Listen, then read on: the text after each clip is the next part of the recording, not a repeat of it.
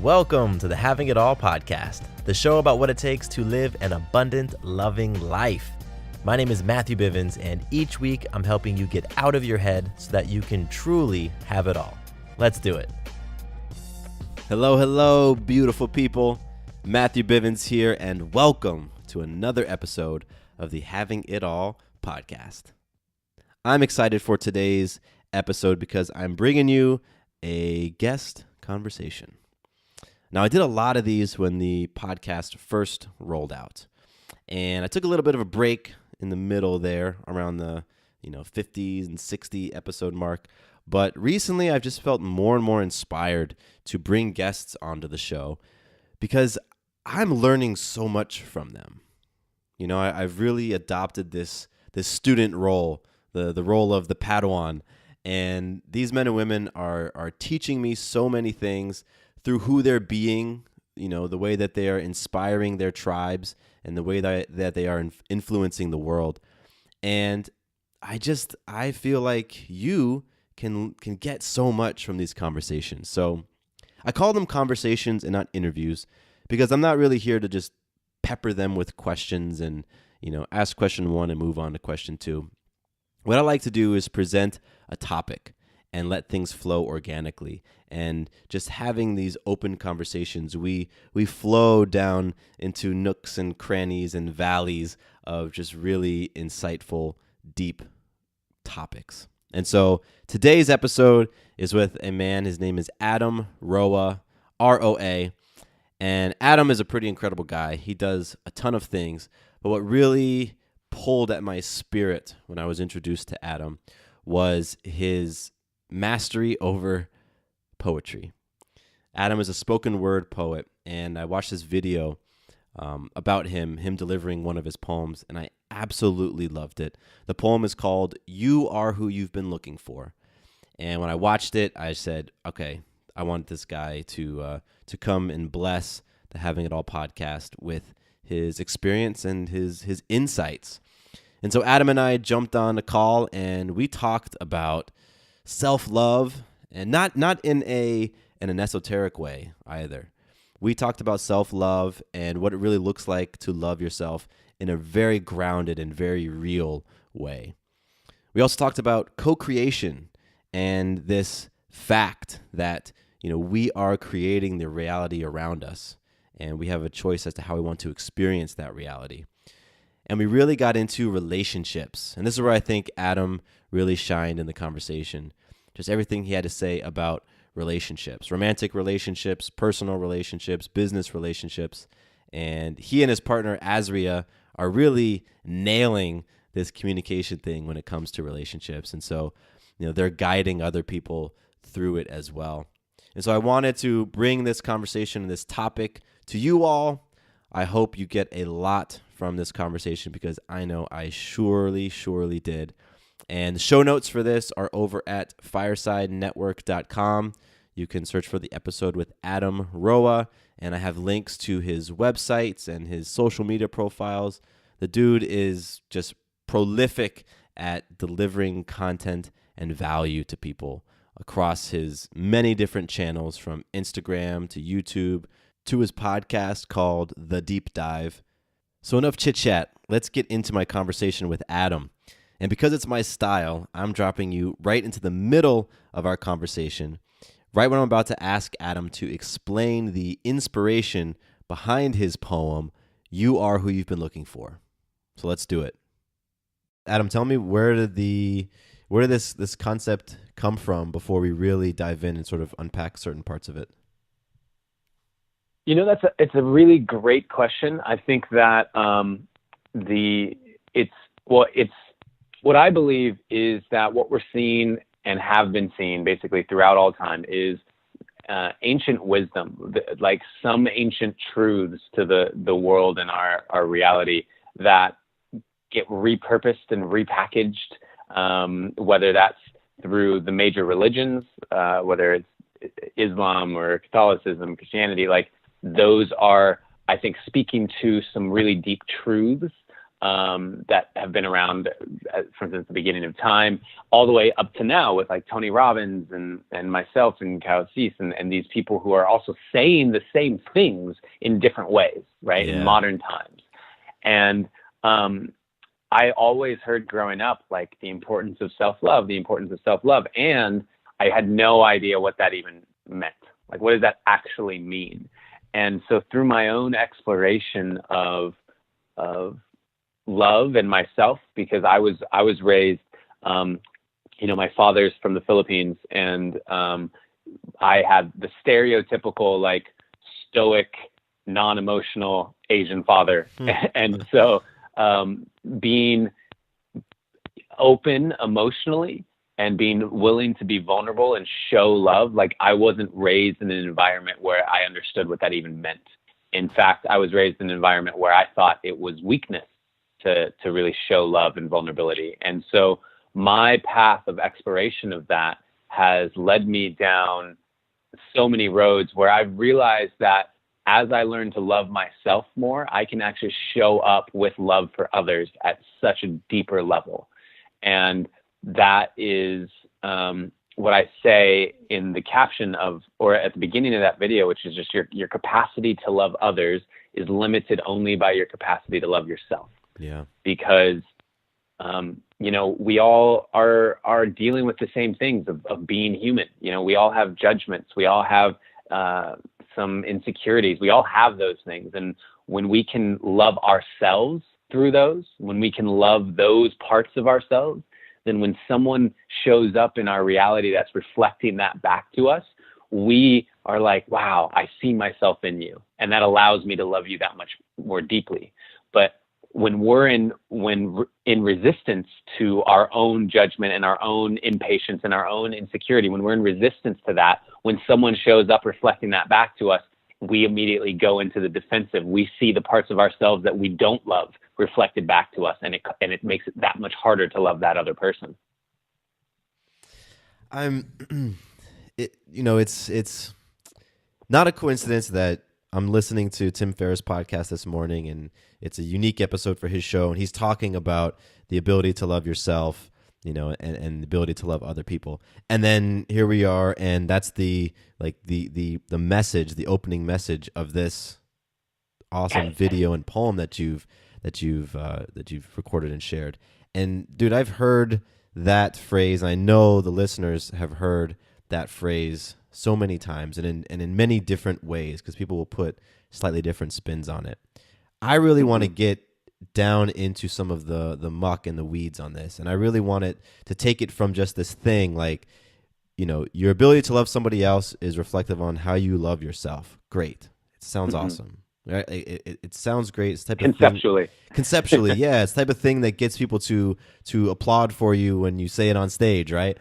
But let's get into it a little bit and bring it to some like practical application on how you actually can do that, and maybe some examples in your life or my life of how that actually shows up, because those concepts, they're big concepts, and how can you argue with that concept? Can't. But then are we saying, I have a daughter, I have a 14-month-old daughter, and am I saying that? Congratulations. Thank you. And before I jumped on the phone with you, I was in the other room just making her laugh, because that to me just fills my love tank up, man, just hearing her laugh. And so as a parent, and I hear that, my ability to love others is reflective of my ability to love myself, I can almost create a defensiveness just against that. Like, wait a minute, you're saying that I don't really love my kid, or I don't really love my spouse, or wait a minute, because I can be a little bit overly critical on myself, that is capping the amount of love that I can pour into somebody else. And so I really want to just put a magnifying glass on that, that phrase, that sentiment, before we jump into some other stuff from your video. So what do you? No, I think that's a really great point, because most people are in a space where they can say, I can love others so much more easily than I can love myself. Yes. Yeah. Like that's the default, if you were to take the mode, right, to use old math, like if you were to take the most common, just random person, more than likely they would say, I can love others easier than I can love myself. And we are in a society where we can pour out affection. We can pour out where we're being told, like, be of service, be of service. And yet, when it comes to loving ourselves, what does that actually look like? What does that actually mean? And for me, loving myself has looked like facing off with my shadows. Loving myself has looked like being willing to dive into the quote unquote darkness of myself and really being present to where those judgmental thoughts are coming from. Where are, like, one big thing in my life, for example, right, has been that when I was really young, I had a series of events that occurred that caused me to lose trust in myself, to lose trust in my ability to, like, know, say, I feel this, trust my intuition, I feel this, and that's my truth. Instead, I would start asking around. I'd be in relationships. I'd say, does this make me a bad person if I don't go to this person's birthday party? I just feel really tired, but, like, what do you think? Or would you read this text message? Like, does this come across like I'm an asshole? Like, I didn't have the trust in myself, right? And when I didn't have this deep trust in myself, and I didn't even know that I was lacking it, I was going through the world, and when anyone was showing up in my experience, causing me to have to question, have to look at what's my truth, what happens is, because I am uncomfortable in that space, because I'm uncomfortable in my own darkness, my own shadow, my own mistrust of myself, then the normal reaction, what most people will do then, is project their defensiveness, their uncomfortability, their insecurity, project that out to the feedback mechanism that's reflecting it to them. So most of the time that's another human being. And so we get another human being. I'm saying, they're causing me to feel this. Mm-hmm. Like, they're causing me to feel this. The discomfort I feel, the insecurity that's coming to the surface right now, it's them doing this to me. Yeah. And that makes it really hard for me to love that person fully, unconditionally, when there's that level of almost blame for my experience happening because, quote, because of them, right?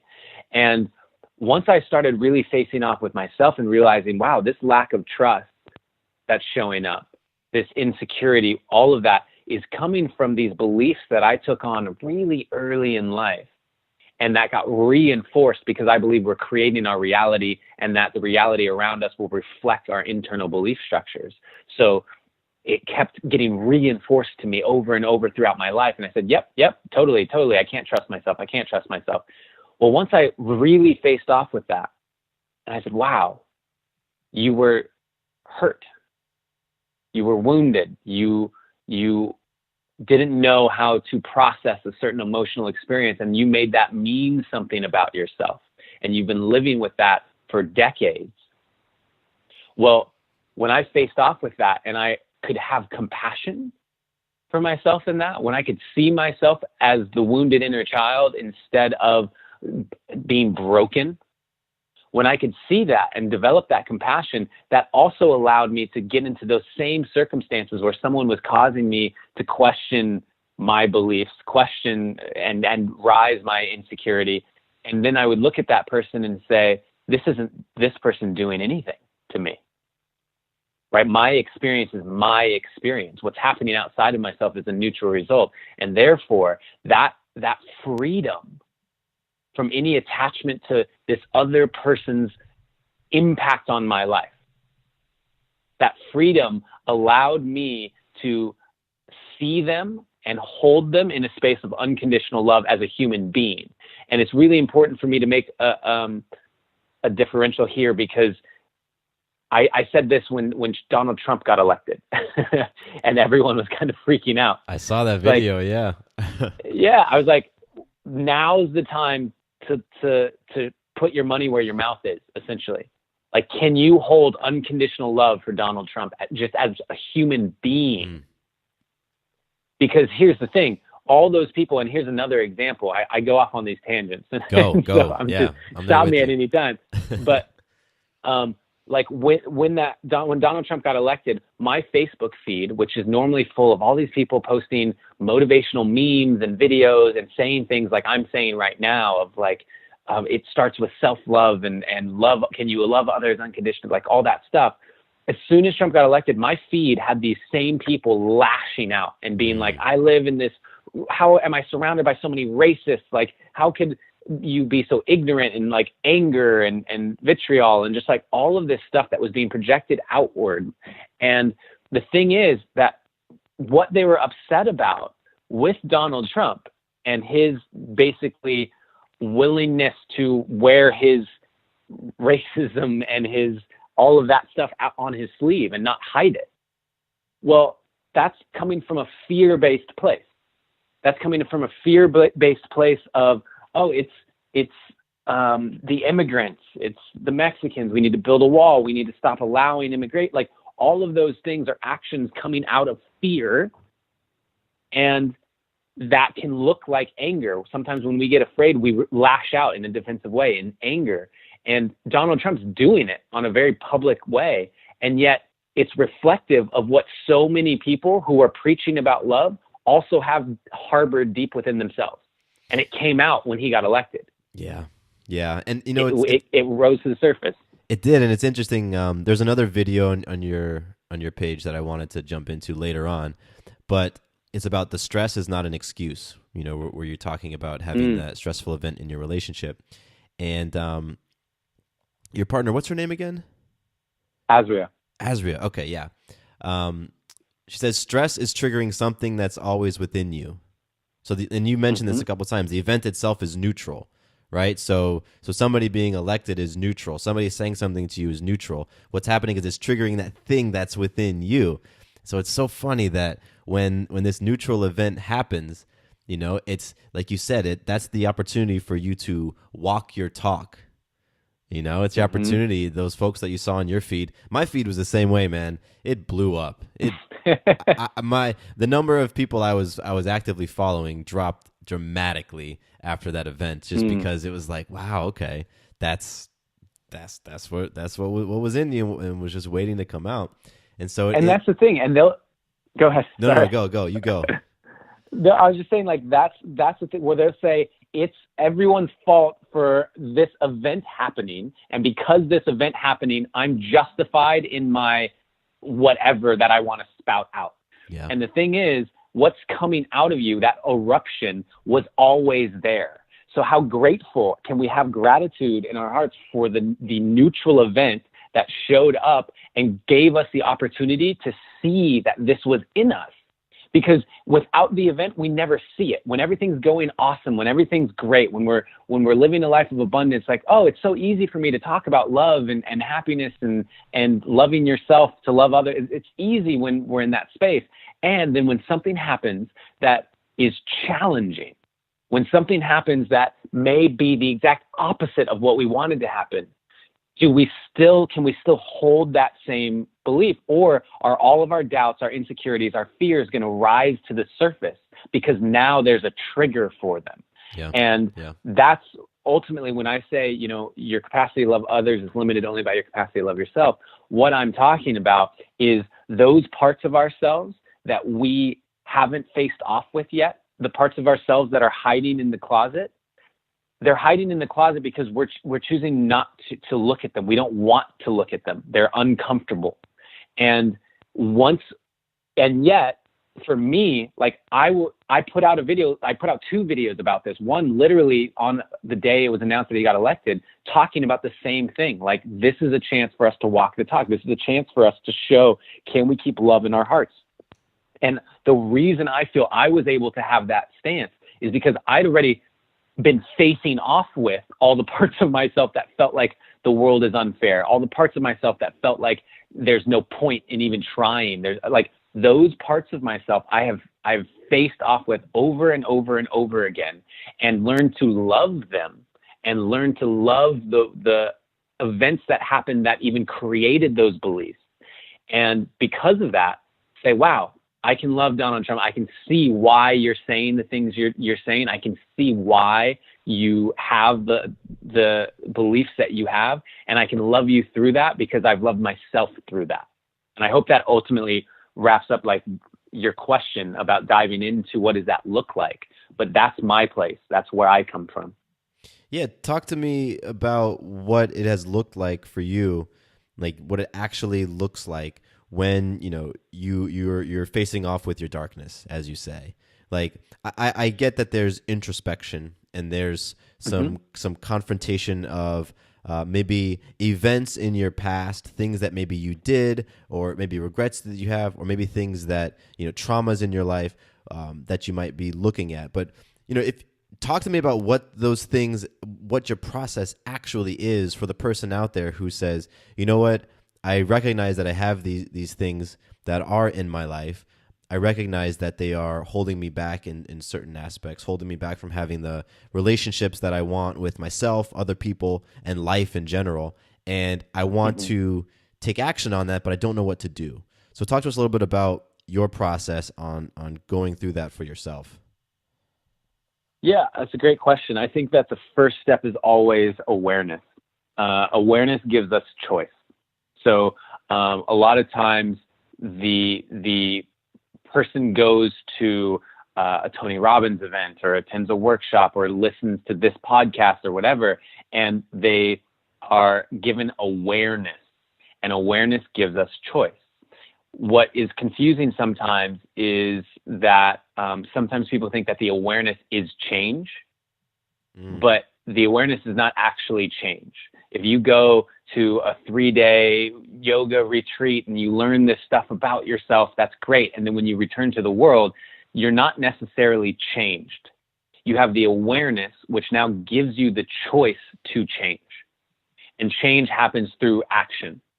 And so for me, the first step is always awareness. So when I'm working with a client, it's about looking at the parts of our lives that are uncomfortable, the parts of our lives that we may want to shift, and the parts of our lives that we love, and recognizing that all of those things are reflecting back to us part of our internal state.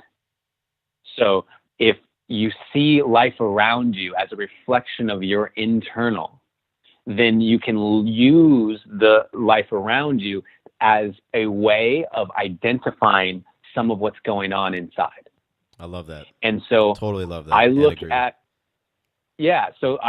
that and I say, wow, this is what's showing up in my life. This is a pattern. Okay, what does that mean? And through maybe I listen nonstop to podcasts. I watch YouTube videos of people that I respect as mentors. I hire coaches and take workshops and do all of those things. And all of those things give me deeper awareness of myself. And that awareness will give me the choice to take action to shift into more of the person that I want to be, which in turn creates more of the life I want to live. I dig that. And I want to synthesize some of that down, kind of some action steps. And the first thing that you really hit on was awareness, was seeking and creating that awareness about what is going on and some of the patterns that you're seeing and your internal state that is then being manifested in what you're experiencing. So having that awareness. And then another thing that you said, which I love, is that change happens with action. So you create that awareness, and then you have that option to take some sort of action. And it's when you take that action, the uplifting your energy, that heals, that the action in that direction, then you can start seeing some changes. And another thing that I heard you say was, I use the word environment, and putting yourself in powerful environments and making sure that the information that you're intaking into your body is powerful and healthy and just empowering, and you mentioned podcasts and coaches and books and things like that. And so that's another one of the task or the checklist items that I had from your response: awareness, action, Yeah. and the consuming of powerful resources.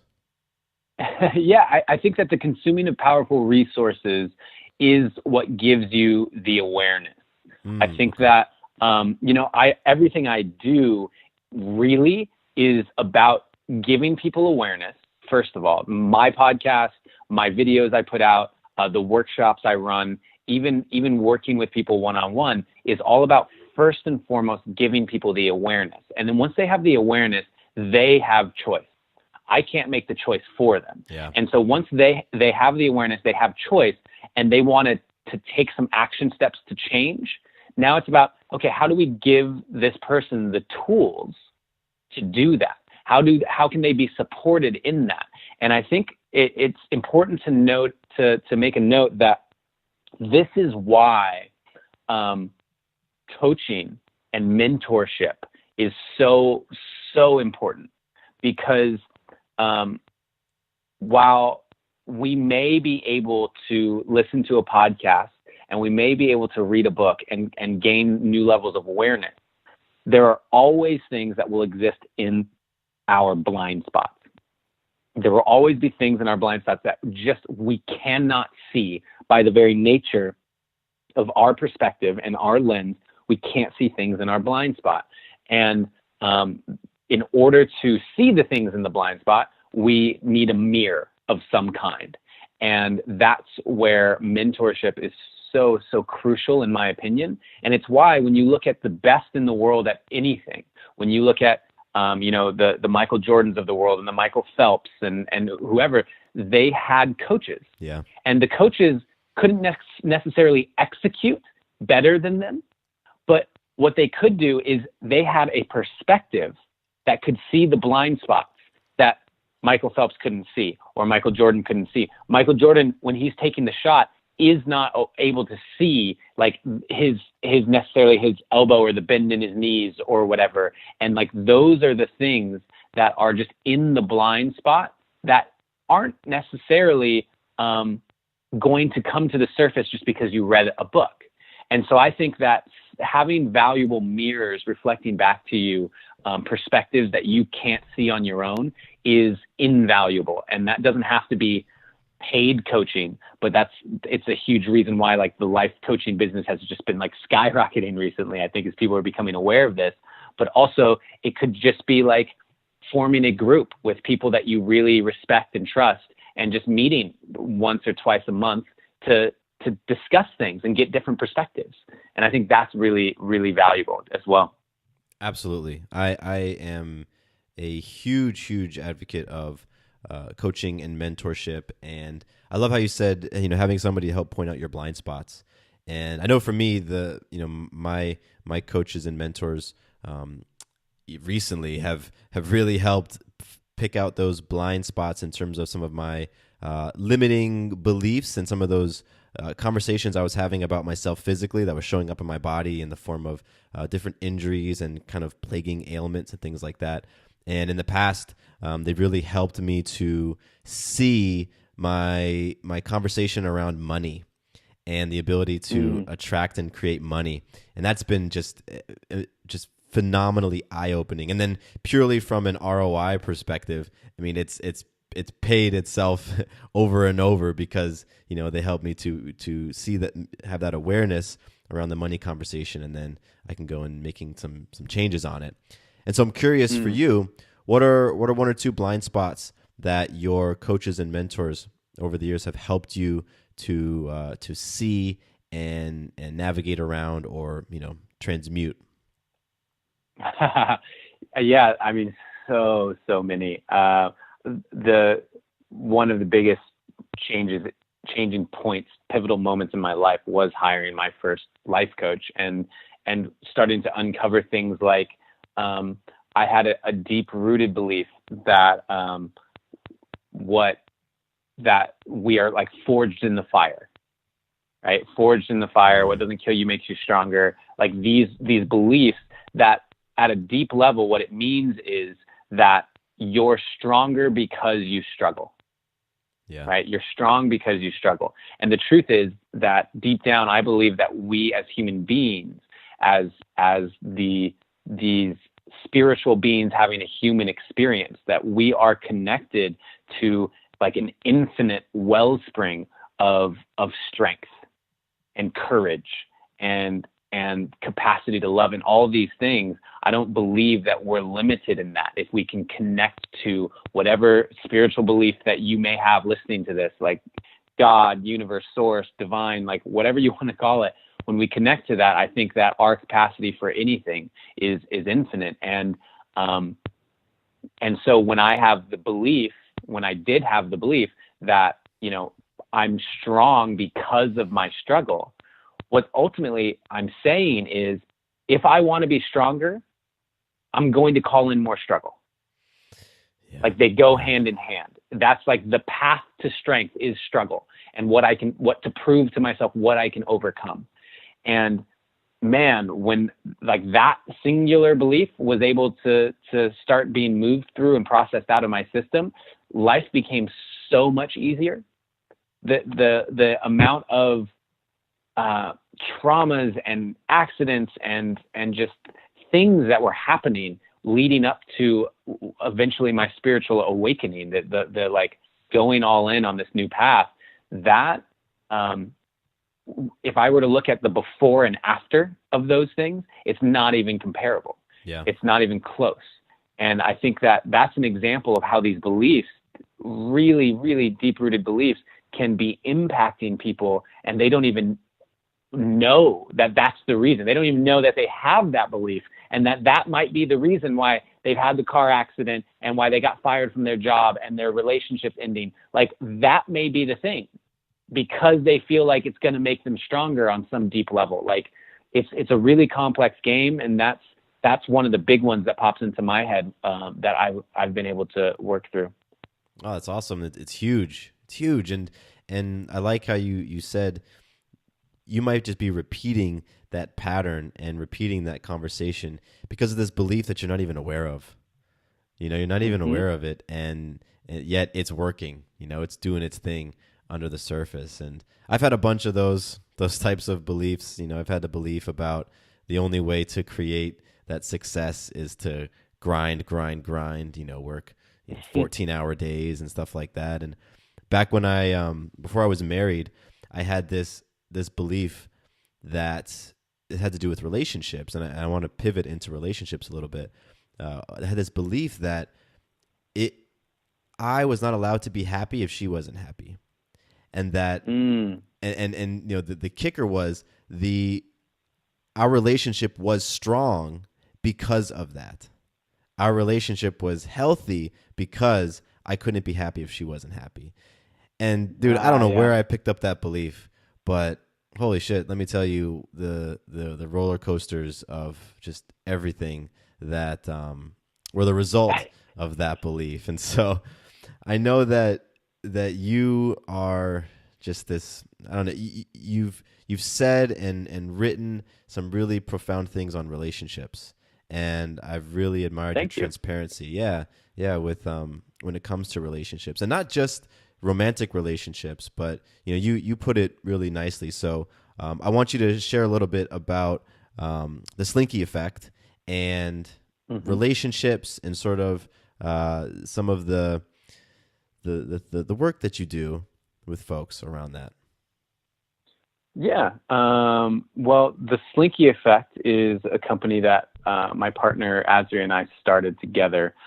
We have now been in a committed relationship. This month actually will be 9 years. Awesome. And congrats. So thank you. Yeah, it's a wild ride, romantic relationships, as you know.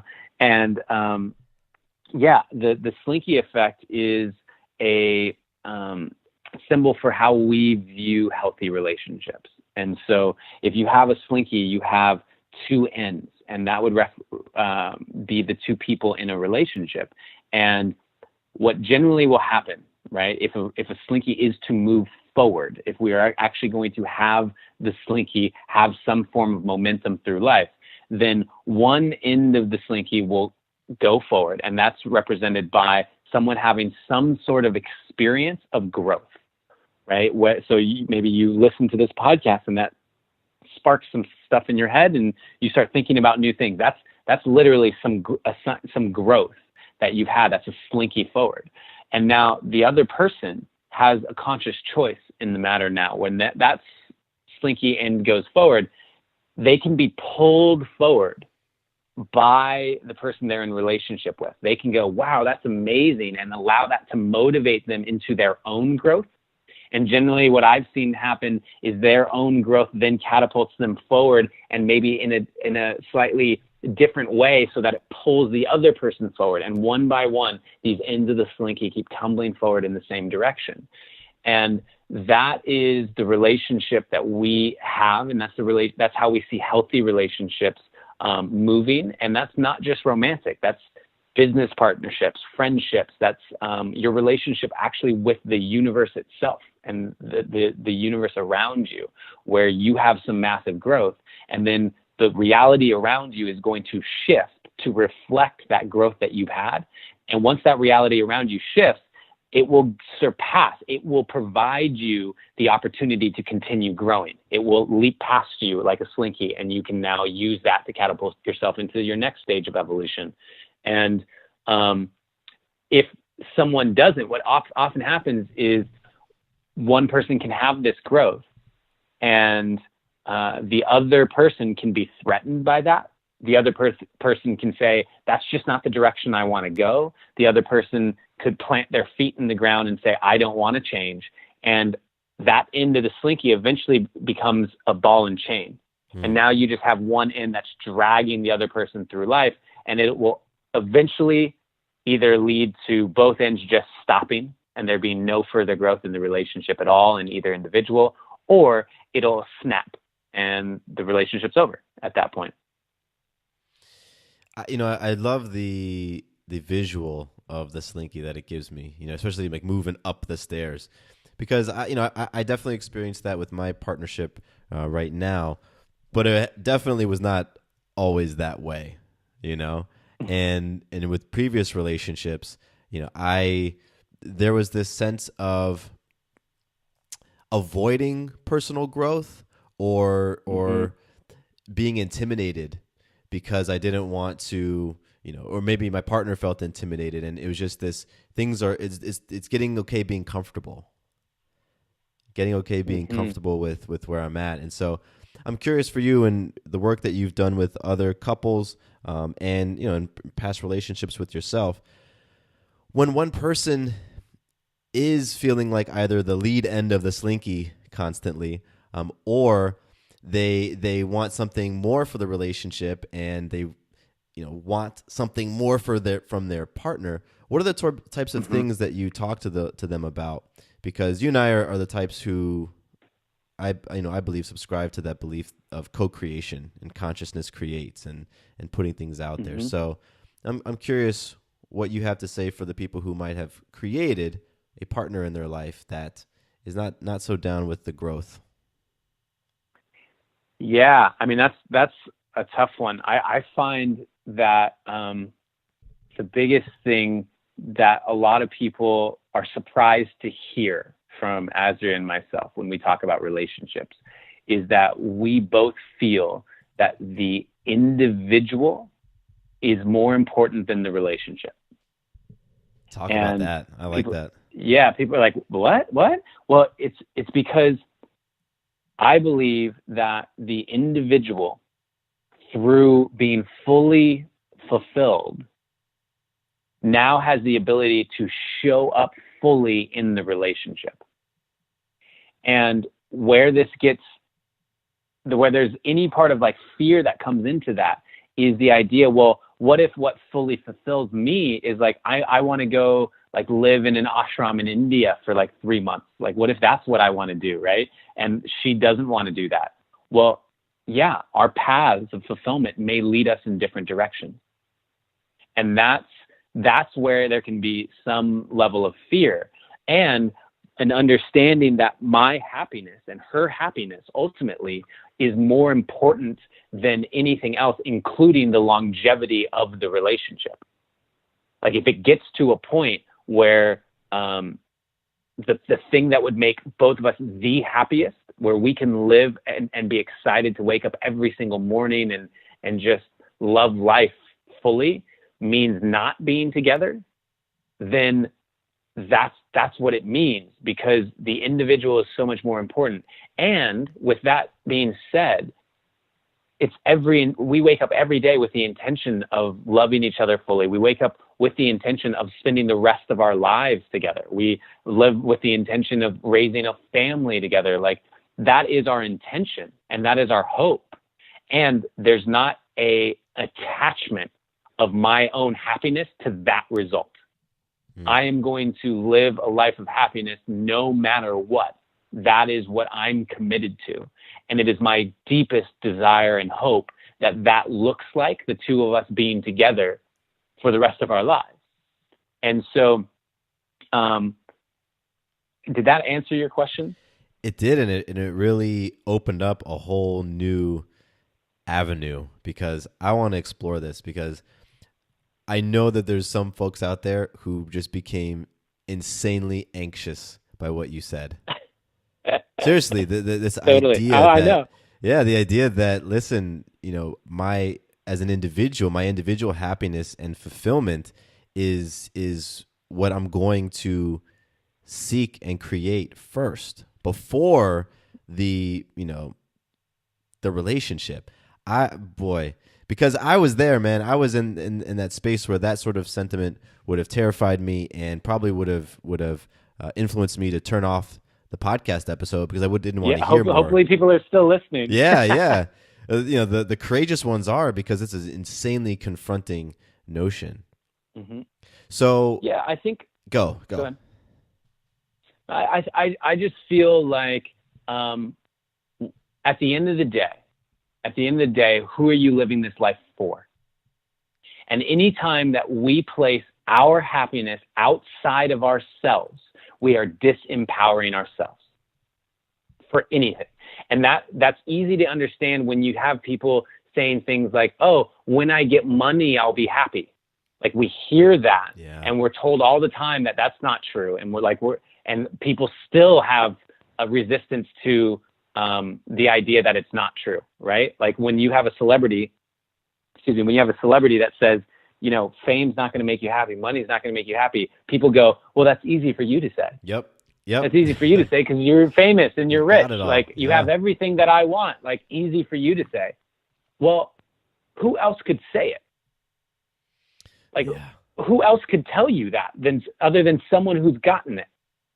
And yet we still have that resistance to that, because when we stop putting our happiness in the hands of something external, what that means is that it becomes entirely our responsibility.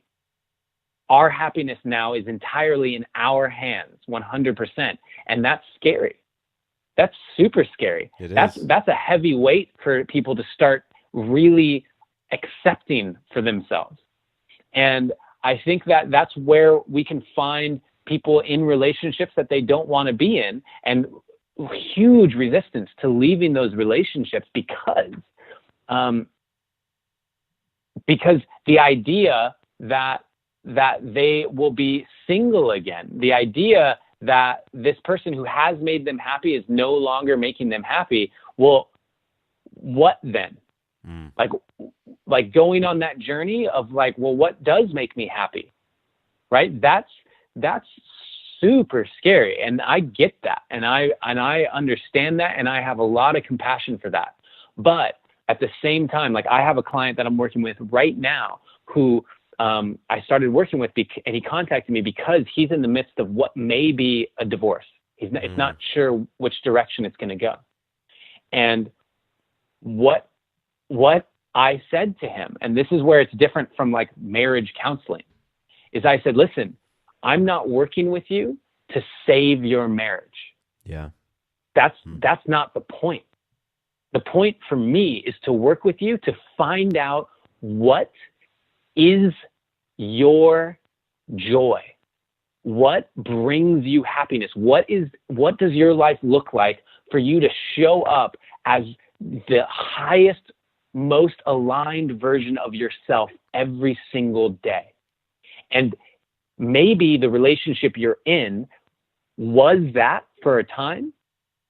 And maybe it's run its course where now what you want out of life, you can't get in your current relationship because that's not what she wants. And if that's not what she wants, she will never be able to give you the thing that you most crave currently at this place in your life. And for that reason, I'm telling you, I'm not here to save your marriage, because that might not ultimately be the thing that brings you happiness. I'm here to help you find your happiness. And the evolution of two human beings in a relationship, I think there's nothing more beautiful than when two people continue to evolve in the same direction. Yes, where we continue to evolve as individuals. And I read a book a long time ago called The Road Less Traveled, and it has this great symbolism that still sticks with me, which is that relationships are a Venn diagram. And that, for people who remember from school, Venn diagram are those two circles that overlap. And you have the things in one circle that don't touch the other circle, and then you have the things in the middle that both circles share. That's like two individuals entering into a relationship. That shared overlap of this Venn diagram is the relationship. The other parts of it are the individual.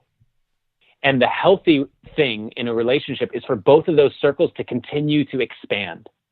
And as both circles continue to expand, who I am as an individual continues to expand. I get to find out more about myself. I get to find out more about what I love and what makes me happy. And because I'm expanding and she's expanding, the shared part, the relationship, also expands.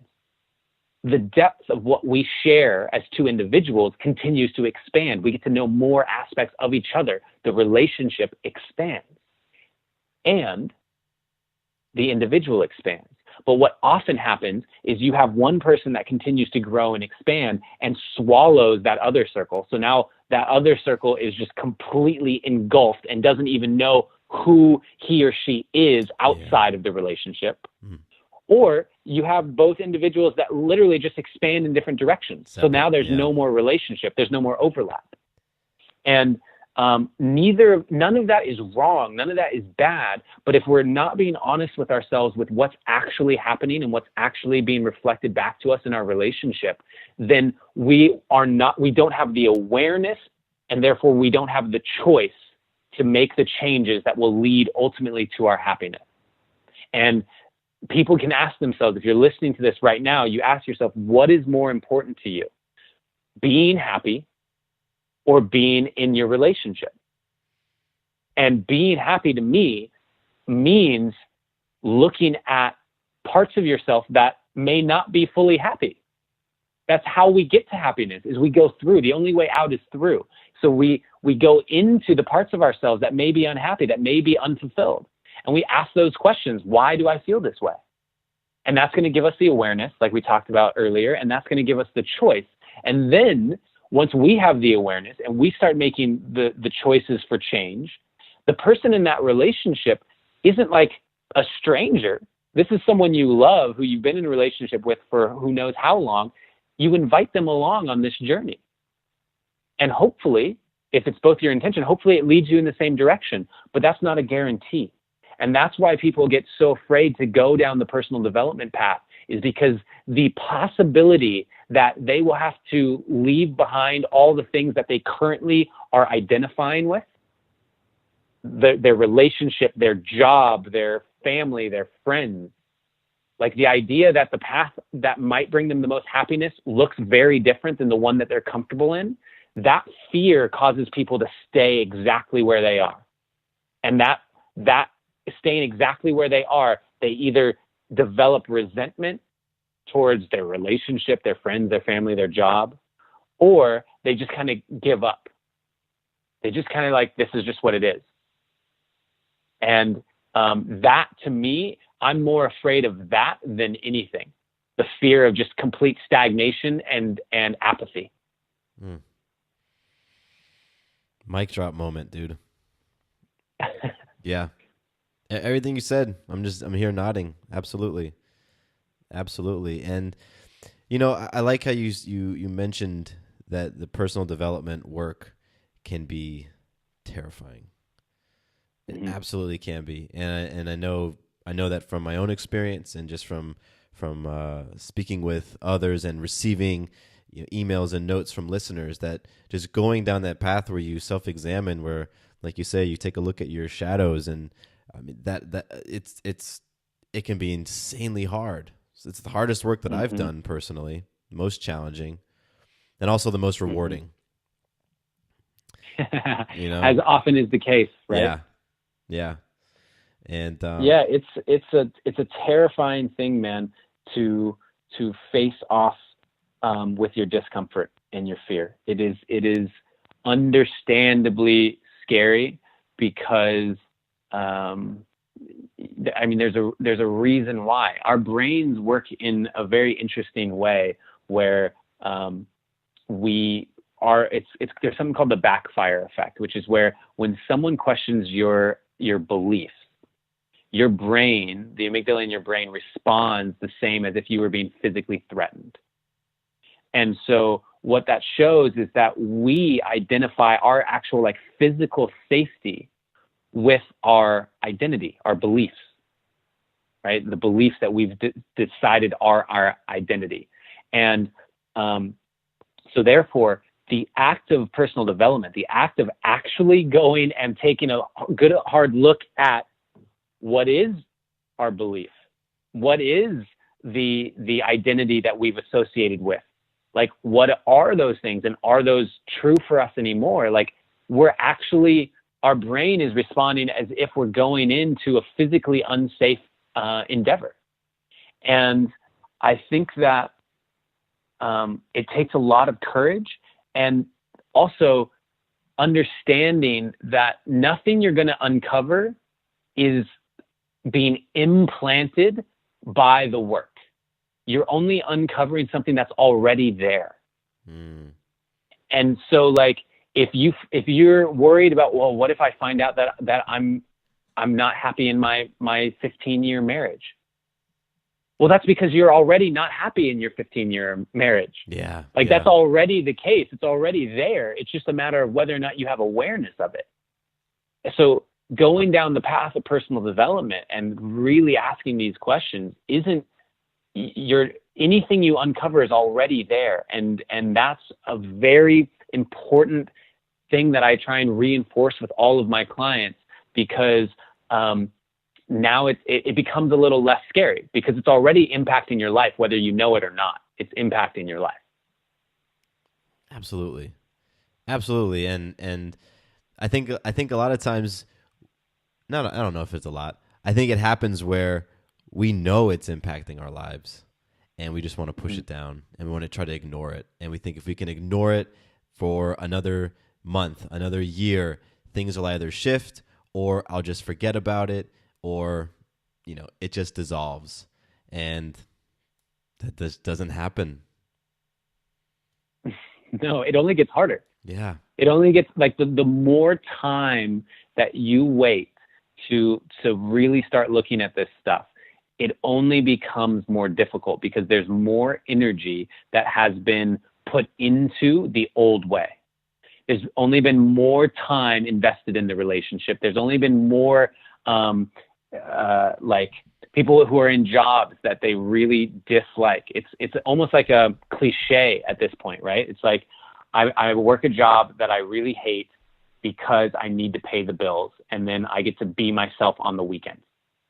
That's it's become almost like a cliche where, it's so common to see in movies and things like that. And the question that I always ask is, who's forcing that on you?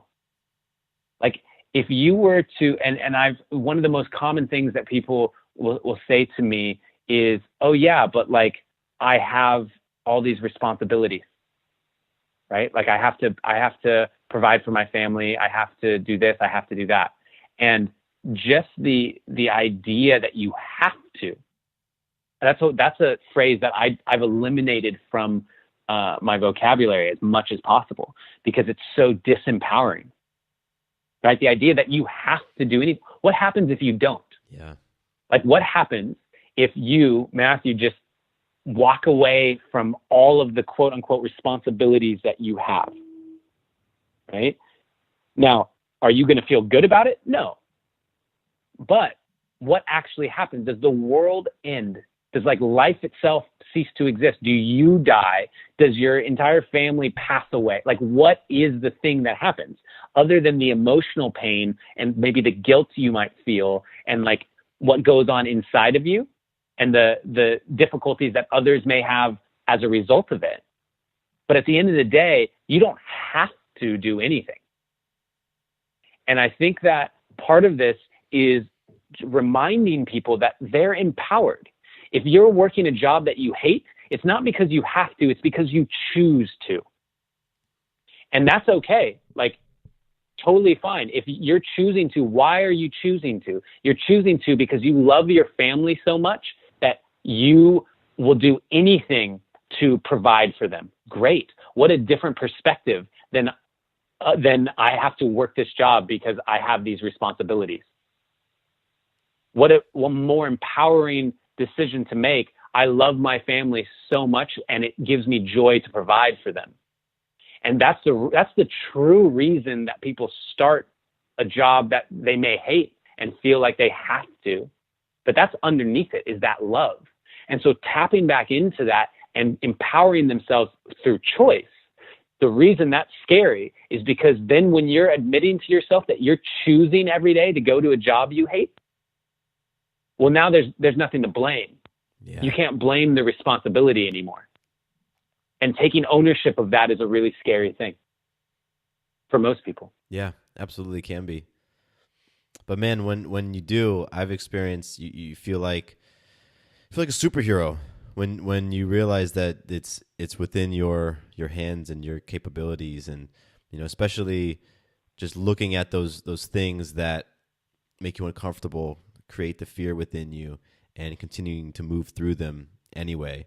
All of those things collectively, in my experience, have literally, like, I'm a big, comic book nerd, sci-fi nerd, and all of those things have made me feel like I have these superpowers where it's like, you can't touch me, like life circumstances can't faze me. And it's a beautiful thing that I've seen happen in other people in their lives, and I can imagine you've just experienced some just profound transformation in your own life, your own relationships, and in the people you work with. And it's been over an hour now of us just diving in on these topics and just going. I've just been ranting. Oh man, like I get so passionate about this stuff, man. I can talk about it all day. Seriously. Oh man, I don't even consider it rants. I feel like they're downloads. It's just universal truths being downloaded through you and just coming out, and you're passing along these ideas and these new paradigms and all these things for myself and everyone listening to chew on. And I'm incredibly grateful because I get an opportunity to learn, and I really enjoy being in that space of learning. And I realized on this conversation, I'm like, man, there's a lot of things I want to now go and dive into deeper, because Adam, you've sparked this curiosity within me, and you've identified some spots within me and my understanding that I think I'm gonna go and explore and get stronger within. And wow, I've got all these notes here. I'm like, boy, I checked off 2 of the 10 different things I wanted to get into, but I love it because these tangential conversations are where the gems are. And so I appreciate you.